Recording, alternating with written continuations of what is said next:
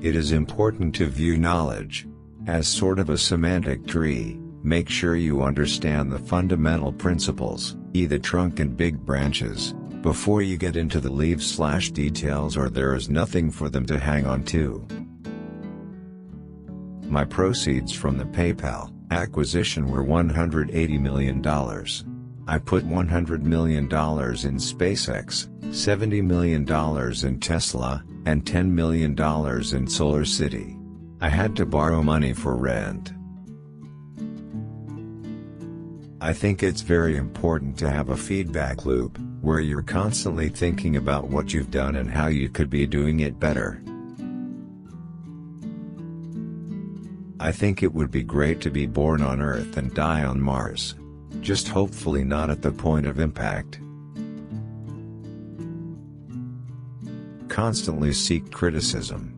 A well thought out critique of whatever you're doing is as valuable as gold.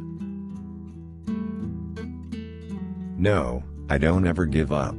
I'd have to be dead or completely incapacitated. I'm not trying to be anyone's savior. I'm just trying to think about the future and not be sad. When something is important enough, you do it even if the odds are not in your favor. The idea of lying on a beach is my main thing just sounds like the worst. It sounds horrible to me. I would go bonkers. I would have to be on serious drugs. I'd be super duper bored. I like high intensity. I came to the conclusion that we should aspire to increase the scope and scale of human consciousness in order to better understand what questions to ask. Really, the only thing THD makes sense is to strive for greater collective enlightenment. In terms of the internet, it's like humanity acquiring a collective nervous system.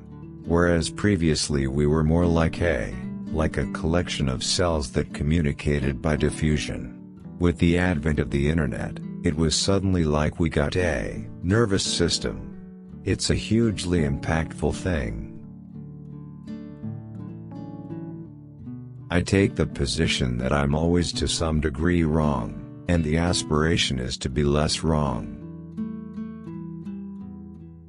Some people don't like change, but you need to embrace change if the alternative is disaster. One of the biggest mistakes we made was trying to automate things that are super easy for a person to do, but super hard for a robot to do. I could go and buy one of the islands in the Bahamas and turn it into my personal fiefdom, but I am much more interested in trying to build and create a new company. Every person in your company is a vector. Your progress is determined by the sum of all vectors. If you're a co-founder or CEO, you have to do all kinds of tasks you might not want to do. If you don't do your chores, the company won't succeed. No task is too menial.